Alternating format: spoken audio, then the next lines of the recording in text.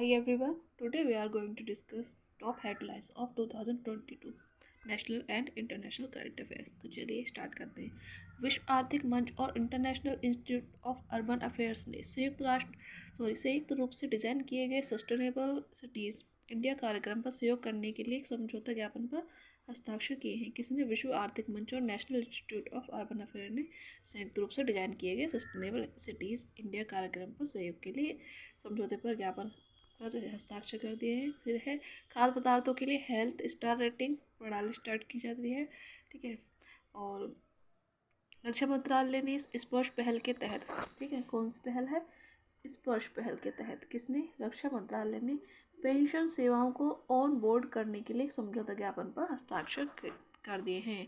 ठीक है। तो रक्षा मंत्रालय ने कौन सी पहल के तहत? स्पर्श पहल के तहत पेंशन सेवाओं को ऑन बोर्ड करने के लिए एक समझौते पर हस्ताक्षर किए हैं। और ग्रामीण विकास और पंचायती राज मंत्री गिरिराज सिंह ने मनरेगा योजना के लिए लोकपाल ऐप की शुरुआत की है। ठीक है। किसने? ग्रामीण विकास और पंचायती राज मंत्री कौन है? गिरिराज सिंह। फर्स्ट क्वेश्चन तो यहाँ से ये बनता है। और दूसरा ये कि मनरेगा योजनाओं के लिए लोकपाल ऐप की शुरुआत किसने की? तो इन्होंने की है, गिरिराज सिंह ने। तो ग्रामीण विकास एवं पंचायती राज मंत्री हैं ये। ठीक। मूडीज इन्वेस्टर्स सर्विस ने इस वर्ष के लिए भारत की आर्थिक वृद्धि के लिए अनुमान को 7% से बढ़ाकर कितने? 9.5% किया है। ठीक है। किसने? मूडीज इन्वेस्टर्स सर्विस ने। ठीक है। भारत की जो आर्थिक वृद्धि दर है उसे वृद्धि के जो अनुमान 7% से बढ़ाकर 9% किया है इस वर्ष के लिए, 2022 के लिए। तो संस्कृति मंत्रालय एमपी में अंतर्राष्ट्रीय सम्मेलन देवायतम भारतीय मंदिर वास्तुकला का एक भ्रमण आयोजित कर रहा है। कौन? संस्कृति मंत्रालय। जो मंत्रालय है संस्कृति, हम्पी में अंतर्राष्ट्रीय सम्मेलन, उस सम्मेलन का क्या नाम है? देवायतम भारतीय मंदिर वास्तुकला का एक भ्रमण है जो कि आयोजित कर रहा है। ठीक। यहाँ से ये पूछा जा सकता है कि कौन सा मंत्रालय कर रहा है? संस्कृति मंत्रालय कर रहा है। कहाँ पर? हम्पी में। कौन सा सम्मेलन? देवायतम। कौन सा है ये? अंतर्राष्ट्रीय सम्मेलन है देवायतम। और भारतीय मंदिर वास्तुकला का एक भ्रमण है ये। ठीक है। और भारत और जापान के बीच कर्नाटक में 27 फरवरी से 10 मार्च तक संयुक्त सैन्य अभ्यास का आयोजन होगा। ठीक है। भारत और किसके बीच? जापान के बीच। ठीक। सबसे पहला क्वेश्चन तो ये किस किस के बीच है? भारत और जापान के बीच। कहाँ पर? कर्नाटक में 27 फरवरी से 10 मार्च तक। ठीक है। डेट वेरी इंपॉर्टेंट है। 27 फरवरी से 10 मार्च तक एक संयुक्त सैन्य अभ्यास का आयोजन होगा। ठीक। और भारतीय नौसेना का बहुपक्षीय अभ्यास मिलन 2022 आंध्र प्रदेश के कहाँ पर? विशाखापट्टनम में होगा। ठीक। तो कौन सा है ये? बहुपक्षीय अभ्यास मिलन 2022 आंध्र प्रदेश के विशाखापट्टनम में होगा। और शिक्षा मंत्रालय ने ही भारत श्रेष्ठ भारत की अवधारणा को बढ़ावा देने के लिए भाषा सर्टिफिकेट अभियान शुरू किया है। किसने? शिक्षा मंत्रालय ने। एक भारत और श्रेष्ठ भारत की अवधारणा को बढ़ावा देने के लिए कौन सा सर्टिफिकेट?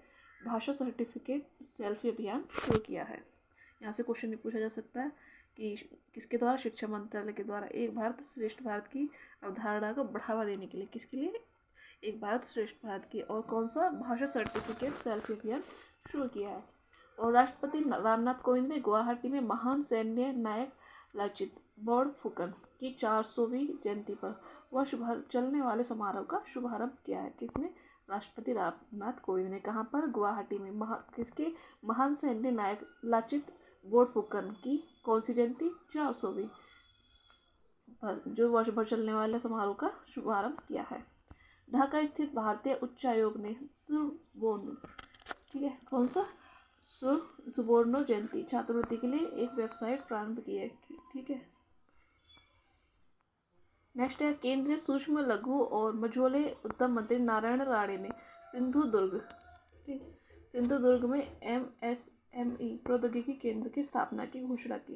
ठीक है। किसने? केंद्रीय सूक्ष्म लघु और मझोले उद्यम मंत्री नारायण राणे ने सिंधुदुर्ग में MSME प्रौद्योगिकी केंद्र की स्थापना की घोषणा की।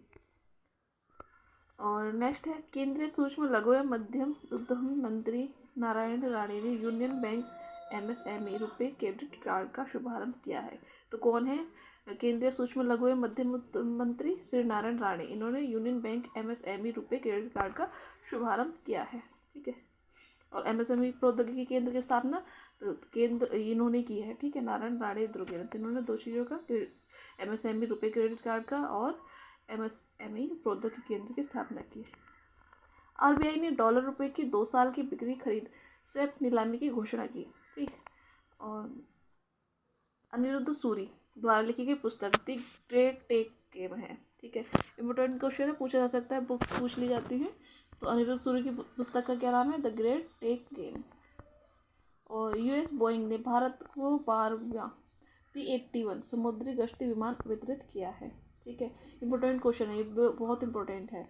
यूएस बोइंग ने भारत को कौन सा 12वां P-81 समुद्री गश्ती विमान वितरित किया है। एचयूएल ने नितिन परांजपे को गैर कार्यकारी अध्यक्ष बनाया है। किसने? एचयूएल ने किसको? नितिन परांजपे को। ठीक है, गैर कार्यकारी अध्यक्ष बनाया है। और डीआरडीओ और आईआईटी दिल्ली के वैज्ञानिकों ने 100 किलोमीटर दूर शहरों के बीच क्वांटम की डिस्ट्रीब्यूशन का प्रदर्शन किया। ठीक है, किसने? डीआरडीओ और आईआईटी दिल्ली के वैज्ञानिकों ने 100 किलोमीटर दूर शहरों के बीच क्वांटम डिस्ट्रीब्यूशन का प्रदर्शन किया। रक्षा मंत्रालय ने T-90 के लिए 557 कमांडर थर्मल इमेजर कम डे साइट्स की आपूर्ति के लिए मेसर्स BEL के साथ 1075 करोड़ रुपए के अनुबंध पर हस्ताक्षर किए हैं। किसने? रक्षा मंत्रालय ने T-90 टैंक के लिए 557 कमांडर थर्मल इमेजर कम डे साइट्स की आपूर्ति के लिए मेसर्स BEL के साथ 1075 करोड़ रुपए के अनुबंध पर हस्ताक्षर किए। हिंदुस्तान एरोनॉटिक्स लिमिटेड की तीसरी शीर्ष स्तरीय बैठक के दौरान भारतीय नौसेना और HAL के बीच रुचि की परस्पर अभिव्यक्ति पर हस्ताक्षर किए। ठीक है, 42वीं सीनियर पुरुष राष्ट्रीय साइकिल पोलो चैंपियनशिप 2021-22 का आयोजन किया गया है। ठीक है, और राज्य मंत्री ने BPRD द्वारा प्रकाशित पुस्तकों का विमोचन किया। ठीक, किसने? गृह मंत्री ने। और जैव चिकित्सा नवाचार और उद्यमिता पर राष्ट्रीय नीति दिशा निर्देश जारी किए गए हैं। ठीक, तो मीराबाई चानू ने सिंगापुर भारोत्तोलन अंतर्राष्ट्रीय टूर्नामेंट में स्वर्ण पदक अपने नाम किया। ठीक है, किसने? मीराबाई चानू ने सिंगापुर में जो चल रहे भारोत्तोलन अंतर्राष्ट्रीय टूर्नामेंट है उनमें कौन सा स्वर्ण पदक हासिल कर लिया है। ठीक है, गोल्ड मेडल। युवा कार्यक्रम एवं खेल मंत्रालय ने भारत के बैडमिंटन युगल कोच के रूप में टैन किम हर की नियुक्ति को मंजूरी दे दी है। ठीक है, किसने? युवा कार्यक्रम एवं खेल मंत्रालय ने भारत के बैडमिंटन युगल कोच के रूप में टैन किम हर की नियुक्ति को मंजूरी दी है।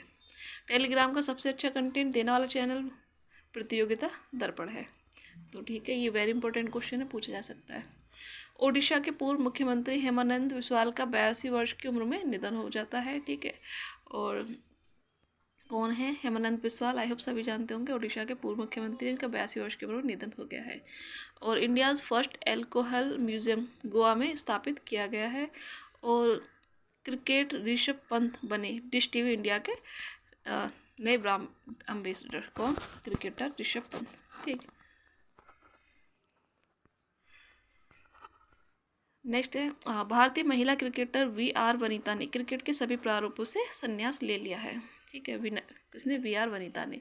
और भारत UAE में खोलेगा देश के बाहर पहला IIT। ठीक है, और संजीव सान्याल बने प्रधानमंत्री की आर्थिक सलाहकार परिषद के पूर्णकालिक सदस्य। और night navigation mobile application Assam ने लॉन्च की भारत की पहली ऐप। कौन सी? Night navigation mobile application. ठीक, और मलयालम अभिनेत्री KPS ललिता का 34 वर्ष की 74 ईयर की उम्र में निधन हो गया, यानी 74 वर्ष की। और India's first gold powered card Rupeek ने लॉन्च किया। ठीक,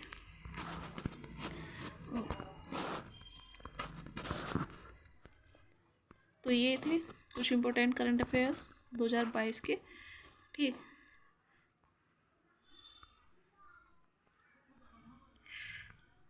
तो आई होप आपको वीडियो पसंद आया होगा। अगर वीडियो पसंद आए तो प्लीज़ वीडियो को लाइक, सब्सक्राइब एंड शेयर कीजिएगा। Thanks for watching.